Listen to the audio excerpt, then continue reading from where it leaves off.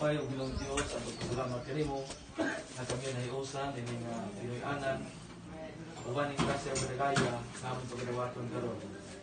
Nanginaw kami o Ginong Dios nga ikaw ang kapanalangin ini hindi lamang sa Kiteret kundi ka namong tanan nga maambit ini grasya o kadagaya ang ipagpasitungog sa opening salvo sa Mr. Inasal.